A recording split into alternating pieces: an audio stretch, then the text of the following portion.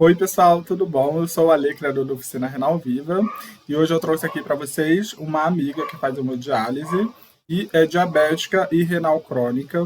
E a finalidade desse vídeo, além de ajudar você, renal crônico, que está passando pela mesma situação, é mostrar para pessoas que questionam você aí, que questiona a doação de órgãos ou por que ser doador de órgãos, mostrar a realidade de quem ainda está no tratamento de diálise e ver como é a rotina e como é a vida de pessoas que precisam e esperam por um transplante de rim, de pâncreas, de coração, enfim. Hoje eu trouxe para vocês a Juliana e ela vai fazer uma apresentação e no decorrer do vídeo nós vamos conhecer um pouquinho da história dela. Primeiramente, obrigada, Lê, pela oportunidade, pelo convite. Estou muito feliz agora em estar participando do seu canal e espero contribuir aí na vida de muitas pessoas, como a gente sempre anda fazendo por aí, né? Sim. Vou contar um pouquinho da minha história resumidamente. Meu nome é Juliana, eu tenho 38 anos, eu sou diabética tipo 1 há 25 anos, insulina dependente. Eu passei hemodiálise há 8 anos. Hoje, atualmente, eu moro em São Paulo, no bairro da Moca. Sou casada, tenho uma filha de 4 patas, uma filha pet, e essa é minha família. Vou contar um pouquinho como foi o início do diagnóstico do diabetes, porque o diabetes veio primeiro na minha vida. Sim. É, o diabetes veio numa fase assim muito complicada. Eu tinha 12 anos. Meu avô tinha acabado de falecer por conta do diabetes. Então ele teve diversas complicações. Então, para a família foi um baque mesmo, sabe? Real. Foi muito chocante, mudança de alimentação. E eu não aceitava de jeito nenhum a doença. Eu sempre fiquei por muitos anos com essa negação, sabe? De não aceitar o diabetes, de não me alimentar direito, de achar que nunca nada ia acontecer comigo. E Sim. aí, depois de um tempo, as complicações vêm aparecendo. E vem mesmo, que a gente sabe disso, né? É, Surgiu a insuficiência renal. Eu fiquei 1 ano no conservador, mas esse 1 ano no conservador, eu não tive apoio de equipe médica, de equipe nutricional, para realmente para que realmente eu pudesse ficar por muitos anos no conservador. Então, meu conservador foi bem rápido e bem turbulento. Eu fiquei 1 ano assim, lutando, relutando, na verdade, para não entrar para hemodiálise, porque era outro tabu que existia na minha vida. Sim. Paciente de 30 anos, está dentro de uma clínica de hemodiálise. A visão que eu tinha de uma clínica de hemodiálise era é, só idosos, só aquelas pessoas mais debilitadas. E, e aí foi isso. Comecei a dialisar, comecei as diálises de segunda, quarta e sexta, por 3 vezes na semana. É, não foi fácil e não é fácil, Ale. Sim. Essa vida que a gente mostra, sabe, aqui na internet, é, tem dia que a gente tem vontade, sabe, de falar assim, olha, não quero mais nada, não estou com vontade de ir para a hemodiálise, mas infelizmente hoje eu não tenho esse privilégio de falar para mim que eu não posso ir, né? Sim. Hoje eu entendo, sim, hoje eu já aceitei muito bem a doença e graças a Deus eu convivo muito bem com ela. A diálise me fez muito bem, tá? Não que é o melhor dos mundos, né? A gente sabe que a gente não quer ficar numa cadeira é, por 4 horas de segunda, quarta e sexta. Tem muitas pessoas que ficam todos os dias, mas graças a Deus é o que me deixa viva hoje. Sim. E com É, quantos anos que você descobriu o diabetes? com 12, fazem 25 anos. Como foi o impacto desse diagnóstico para você, por mais nova que fosse, e para sua família? Foi um impacto assim muito grande, sabe? Foi um processo de negação por muitos anos. É, eu não aceitava mesmo a doença, eu me negligenciava bastante. E eu só comecei, sabe, a virar a chave na minha vida quando as complicações começaram a aparecer de verdade. Sua família, o que que isso mudou? Mudou também muita coisa, né? Mudou a alimentação de casa era de um jeito. Ah, depois que a Ju virou diabética, tinha que mudar toda a alimentação, porque não dava para fazer só comida para a Ju diabética e a comida para o resto das pessoas em casa, né?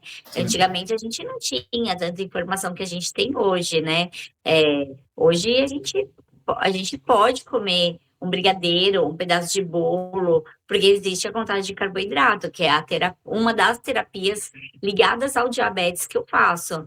Então, eu tenho um pouco mais de liberdade com o diabetes hoje, porque eu aprendi a lidar com ele. Na verdade, eu aceitei a doença, né? sim, Então, hoje eu me interesso muito, sabe, em querer saber como que eu faço para eu poder ter uma qualidade de vida melhor com ele. sim. Mas você chegou a se sentir muito sufocada com toda essa restrição que o diabetes te trouxe? Muitos, me senti muito sufocada, tinha muito preconceito, né, na escola, porque eu tinha que levar, né, eu tinha que levar seringa, eu tinha que levar insulina, então muitas vezes as pessoas não entendiam que aquilo era uma medicação. Ah, algumas vezes já a Juliana estava usando droga, e isso, assim, me feria muito, sabe? E por falta mesmo de informação da sociedade. E eu Sim. acredito que até hoje, sabe, Ale, eu acho que as pessoas aí fora olham pra gente com outros olhos, sabe? De julgamento mesmo. E isso a gente precisa saber lidar muito bem com isso, porque senão a gente pira. E você já chegou a mentalmente ficar muito fragilizada com toda essa situação? Já algumas vezes o diabetes, os médicos falam que é muito emocional também, né? E Sim. realmente, o emocional atrapalha bastante. Pelo menos comigo, é um estresse que eu tenho durante o dia, glicemia sobe muito. Então, assim, é uma montanha-russa todos os dias mesmo, de emoções, porque com o mundo que a gente lida, né? Não tem como a gente não ter emoções no nosso dia, né? Bom, aí você teve o diagnóstico de diabetes, que é uma doença que também traz uma devastação na vida da pessoa que tem esse diagnóstico. E quanto tempo depois você teve o diagnóstico de doença renal crônica e qual foi o impacto dos efeitos colaterais da doença na sua vida, na sua rotina, sem saber, que na maioria das vezes a gente não sabe, né? Quais foram as coisas que você sentiu? Foi mais uma vez muito impactante, né? Depois de 18 anos diabética, eu me tornei renal. Eu entrei no conservador, mas eu não sabia nada do conservador, eu não tinha informação nenhuma. O nefrologista que eu passava, ele só me pedia exame só, mas ele não me falava que eu tinha que seguir uma alimentação, que eu tinha que seguir uma restrição hídrica. Então, foi evoluindo muito rápido, a questão da insuficiência renal. E para quem não sabe, a Ju atualmente ela faz hemodiálise através de uma prótese, né? Hoje eu faço o tratamento de hemodiálise por 3 vezes na semana, no período de 3 horas e meia. O meu acesso hoje é um acesso através de uma prótese no meu braço, que Chega eu mais um acesso. pouquinho para o meio, bem no meio da câmera. Isso, abaixa um pouco o braço, vem mais para cá. Isso, aí. Eu faço a hemodiálise por esse acesso do meu braço. Por conta do diabetes, eu não tenho muitas veias, então o vascular sugeriu que fizesse uma prótese. Eu tô com essa prótese há 6 anos. Mas no início do diagnóstico da insuficiência renal, eu fiquei 9 meses de catéter, com um catéter permicate, que é um catéter que a gente usa bem aqui no peito, Sim, falando para quem não entende, né? sim, E, e assim, a minha vida mudou muito da água para o vinho, né? Porque, poxa, com 30 anos, eu com catéter, é, eu sempre trabalhei muito a minha imagem nas redes sociais, é, eu emagreci muito, a gente acaba ficando com uma aparência mais de cansada, de doente mesmo, sabe? Não fazendo hemodiálise, né? Claro. É, então, isso foi acabando comigo, sabe? E fazendo com que realmente eu quisesse me entregar mesmo e não quisesse de jeito nenhum estar dentro de uma clínica fazendo hemodiálise. Sim. E até uma questão, Ju, que eu já debati com outras pessoas em outro quadro, e a questão mesmo da própria hemodiálise. E é o que conflita muito, conflita não, é o que ajuda muito a gente tentar explicar para as pessoas o porquê a gente fala tanto de doação de órgãos. Querendo ou não, por mais que a hemodiálise ela salva a nossa vida, ela vai sim apagando a gente de pouquinho em pouquinho. É um tratamento puxado, né? É um tratamento que, por mais que a gente busque viver uma vida da melhor forma possível e busca ter o maior cuidado, de pouquinho em pouquinho a hemodiálise ela vai, né, nos consumindo. É um tratamento que nos consome fisicamente, cientificamente e emocionalmente. Como que você lida com isso? Porque recentemente eu vi seu story e você falou que você não estava numa semana boa, num dia bom, e explicando, né, que isso acontece, mas que você estava bem cansada. E eu queria que você falasse um pouquinho, explicasse essa parte de como você lida com essas situações de dias maus, dias bons. Lidar com a insuficiência renal hoje, para mim, é um desafio, sabe? Porque hoje eu faço começar com a comparação que eu faço. Eu comparo muito o diabetes que eu tenho com a insuficiência renal. E eu falo que o diabetes não é nada do que eu tenho hoje, olhando para o prisma da insuficiência renal, das hemodiálises. Sim, É, com certeza, sim, Ale. A minha rotina, ela é bem exaustiva, sabe? O tratamento da hemodiálise, ela ajuda muito a gente, né? A dar um up, né? Porque você tá naquele conservador, caída, frágil. Você dialisa uma vez, parece que você já dá um up, né? Mas, sim, assim, não é um tratamento para a vida inteira, né? Infelizmente. E nem a gente quer isso, né? sim, Então, assim, esse processo, sabe, de aceitação também foi muito difícil também. sim. E, A semana passada, eu vou até contar um caso que aconteceu recentemente, né? Eu falo que a minha vida é uma montanha-russa, né?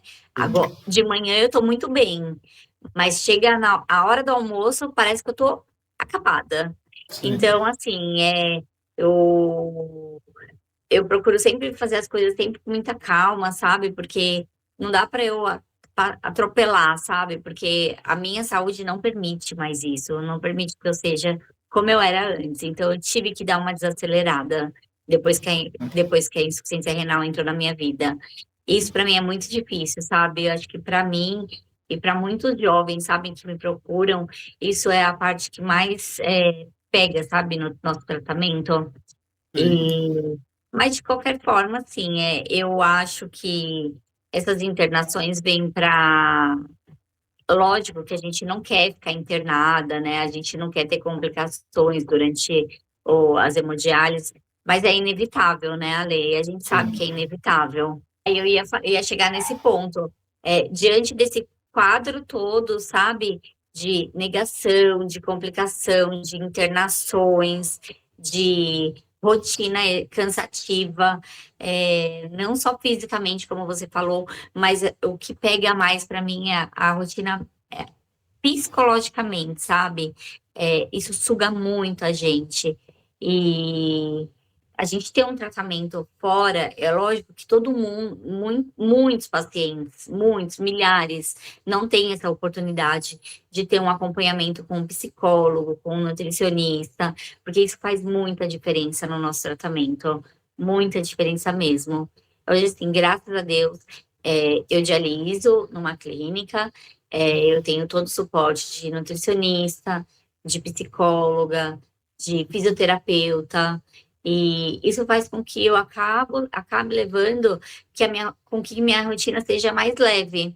E tá sendo, sim. mas A fila do transplante bateu aqui na minha porta esse ano Sim, e vou me encarar aí. sim.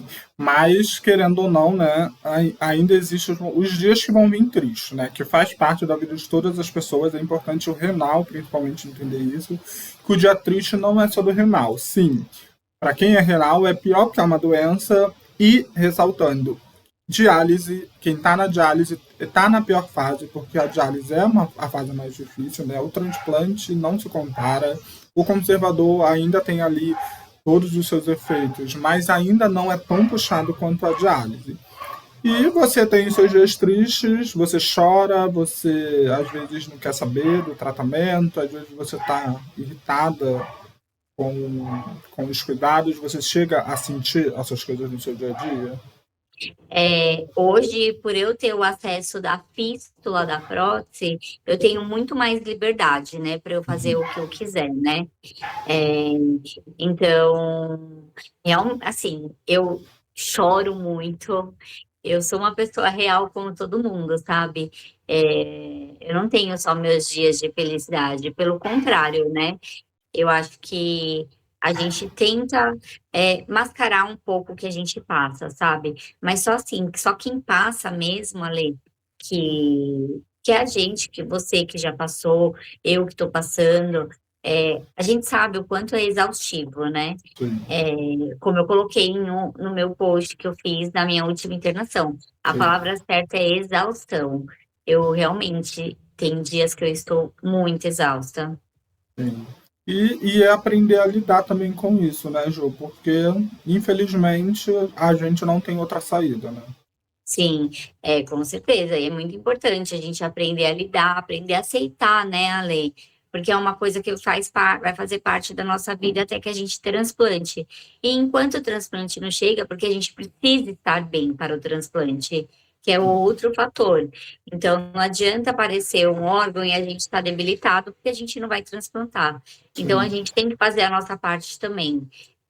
Por mais que a gente não, por mais que muitas pessoas não tenham esse acompanhamento de perto com essa equipe multi, eu acho que a gente tem internet aí, a gente tem pessoas maravilhosas com conteúdos incríveis que sempre ajudam a gente em alimentação, em prática de exercício físico, e isso vai fazer com que a gente sempre esteja bem para o dia que aparecer um órgão. sim. E a doença, Ju, ela não acaba só afetando a gente, né? Ela afeta a nossa família também. Eu sou irmão de um renal crônico que faz hemodiálise e eu sei de perto que, por mais que eu mesmo já tenha passado pela DRC, ela me deu um baque quando eu descobri a DRC do meu irmão. Como que a doença, ou se a doença, ela influenciou, mudou alguma rotina na sua família? É, as pessoas hoje têm muito cuidado comigo, sabe? Assim, ai, não pode cuidado com a Ju, mas, Ale, eu sou uma pessoa que eu não gosto de das pessoas acharem que eu sou uma coitada, entendeu? Sei, Porque a gente não é, a gente é uma pessoa normal, a gente só tá fazendo um tratamento. E na minha família as pessoas têm muito cuidado, sabe, comigo, e impactou muito eles, né? Porque ninguém da família teve esse tipo de complicação. Meu avô, como eu te disse, ele era diabético, mas ele já tinha algumas complicações de amputar a perna e essas complicações muito mais sérias, né? Que sei, não existe um tratamento para que ele fique bem, né? E, e aí, a família, hoje o que eu posso dizer é que eles sempre estão do meu lado, eles me acompanham. Eu só não gosto que eles vão para hemodiálise comigo, porque eu acho que eles ficam tristes de estar me vendo ali. Então sei, eu prefiro. Não é que a Ju é forte demais, a Ju não quer ninguém ali. É que eu acho que eles não têm esse suporte emocional para aguentar isso. sei. É bem pesado mesmo, é um pouquinho difícil e incomoda a gente, né? Ver eles tendo Uhum, esse impacto que, querendo ou não, a gente aguenta mais, né? A gente aprende na marra a aguentar mais do que eles. é verdade. Sim. E como que ficou depois de que você começou a dialisar? quais são as suas restrições hoje? Principalmente a sua restrição líquida. Quanto de água você bebe por dia? Você ainda urina? Depois que eu comecei a dialisar, eu ainda urinava um pouquinho, mas depois de uns 8 meses, um ano mais ou menos, eu parei. Eu não urino mais nada. É, a restrição alimentar é a restrição alimentar que todo renal faz, mas eu, particularmente, eu não cozinho tantos alimentos, eu cozinho só uma vez, então sempre deu muito certo assim. É, é lógico que cada paciente é um caso, cada caso é um caso. Ninguém pode se basear na minha dieta, na minha prática de atividade física. Eu iniciei a atividade física, que foi uma coisa que melhorou muito mais a minha qualidade de vida. Sim. E a restrição hídrica, eu tenho uma restrição de 1.000 ml por dia, contando com a comida. Mas a Sim. gente sabe que eu particularmente, eu não consigo seguir, principalmente nos dias de calor, porque é insuportável, né? A sede, a gente fica morrendo de sede. E aí, uma dica que eu dou, né, sempre para quem me pergunta isso, como que você faz para saciar a sua sede, né? Eu acabo chupando pedrinha de gelo, mas pedrinha pequenininha, Trident de menta, house preto, que acaba saciando um pouco mais minha sede. Mas é bem difícil, a gente sabe que resistência hídrica é um ponto bem complicado na vida do renal. Eu acho que é uma das partes que mais atinge, e pelo menos comigo foi assim, mais atinge a nossa cabeça, porque parece que quando a gente entra na diálise, é aí que realmente a gente quer beber água, né? É isso mesmo, É é isso mesmo, extremamente complicado. é isso mesmo. Aí comigo, junto assim, Ale, se minha glicemia não tá boa, eu morro de sede. Se minha glicemia tá alta, aí que eu sinto mais sede ainda. Então, eu tenho que balancear diabetes com a insuficiência renal. Então, assim, é uma montanha-russa o dia inteiro, 24 horas por dia. Agora a gente vai entrar numa parte, pessoal, que é muito delicada. Em momento nenhum aqui a gente quer desincentivar o transplante, desincentivar a doação de órgãos. A gente tem que falar sobre essas coisas com o pé no chão, sem mascarar, sem fantasiar. Transplantes, em sua maior porcentagem, dão certo. E existem vários exames que os médicos vão saber se vai dar certo ou não. Mas podem acontecer mudanças. E o principal, o transplante ele não é uma cura, ele é um tratamento. Então, não transplante achando que ele vai durar o resto da sua vida. Ele pode durar? Sim, mas ele pode ter um tempo de validade antes do que você planeja. Eu falo isso para vocês terem o pé no chão e evitar ao máximo a frustração na cabeça de vocês. A frustração ela vai vir, óbvio. Se eu perder o meu rim, eu vou ficar frustrado, eu vou.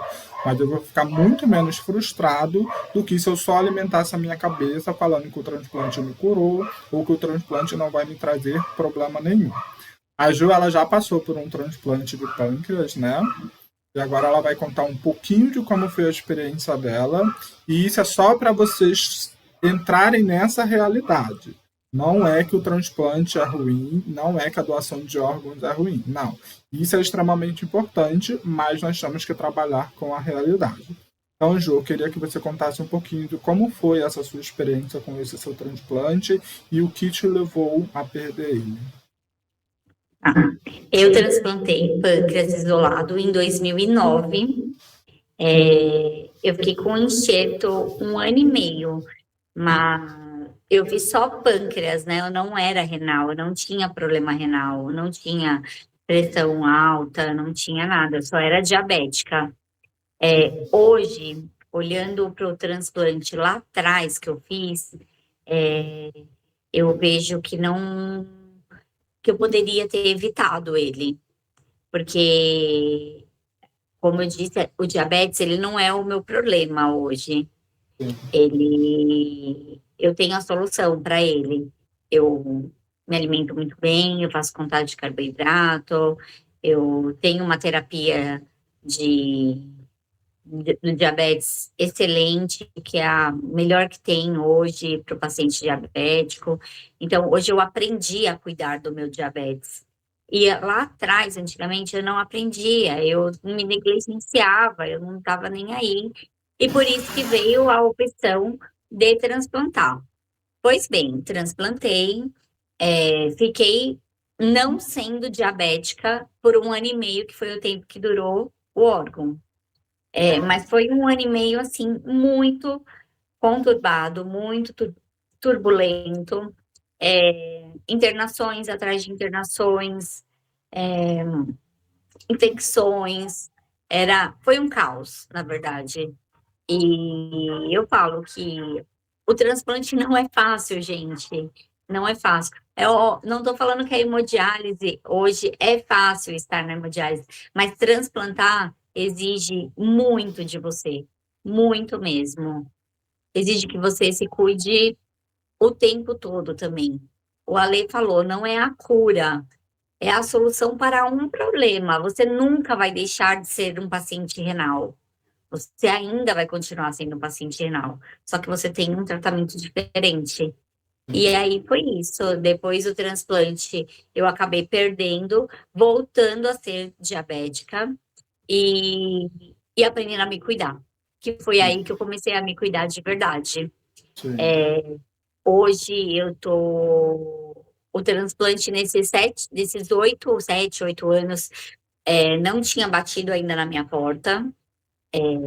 Eu ainda, poucas pessoas sabem disso, tá? Eu tô abrindo para você. Iniciei um trabalho de dessensibilização e estou encarando para ver se essa minha imunidade baixa, para eu explicar para as pessoas entenderem, eu estou hoje com a minha imunidade muito alta por conta do transplante que eu fiz e por conta das transfusões de sangue que eu precisei tomar da rejeição que eu tive. Então, os meus anticorpos estão bem bagunçados aqui dentro. Então, eu estou fazendo esse tratamento de dessensibilização fazem 2 meses. E tô aí na luta, né? Para ver se a gente consegue transplantar logo. Sim, em nome de Deus, vai chegar, vai dar tudo Amém. certo dessa vez. Vai. E É, hoje a sua realidade, Ju, eu queria que você falasse para a gente se encaminhar para o final, a sua realidade com diabetes, a sua frequência de insulina que você faz, como você aplica a sua insulina e uhum. a sua frequência de diálise, as agulhas no seu braço, um pouquinho de tudo isso, para quem está aí assistindo, que é aquela pessoa que fala, mas por que ser doador de órgãos?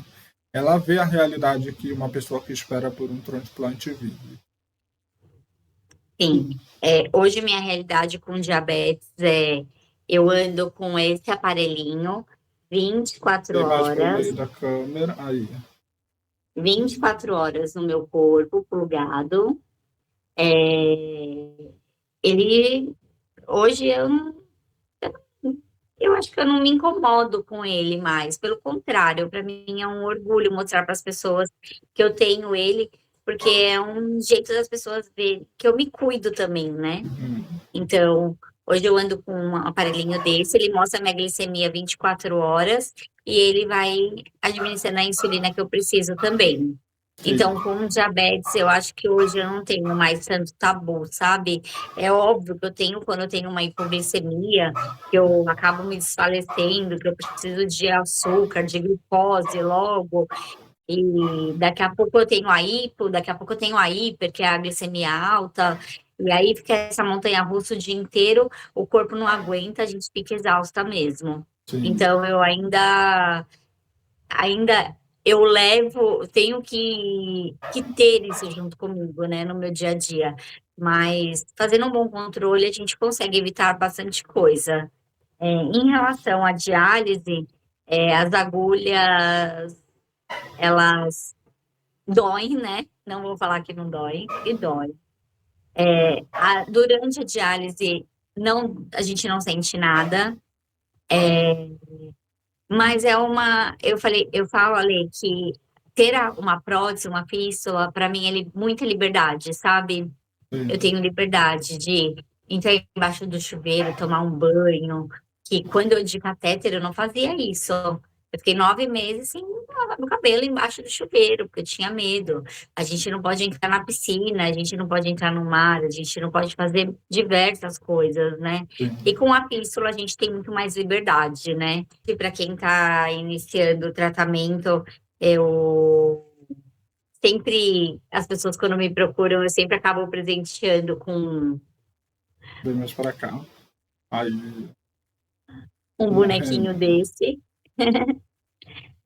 Porque eu acho que é um incentivo, sabe, para a pessoa continuar lutando, para a pessoa não desistir.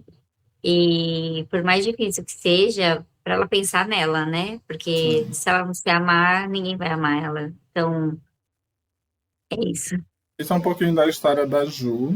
Então, para você que é renal, e principalmente que você que é renal e tem diabetes, desde o início eu já deixei passando na tela o Instagram da Ju, então mais uma vez reforçando, segue a Anju lá, ela também mostra o dia a dia dela, é um ótimo conteúdo, sigo ela já tem bastante tempo, eu acho que desde o início que eu comecei o Oficina Renal Viva, e para você que questiona a doação de órgãos, e porque a gente tanto fala nisso, eu não quero descer igual abaixo, tá? Eu não quero te forçar a me escutar. Eu só quero te convidar a refletir e você ver qual é a realidade de quem está esperando um órgão. Ninguém que está na hemodiálise, ninguém que luta pela doação de órgãos deseja a morte de ninguém. Eu nasci com um dia para morrer, a Ju nasceu com um dia para morrer.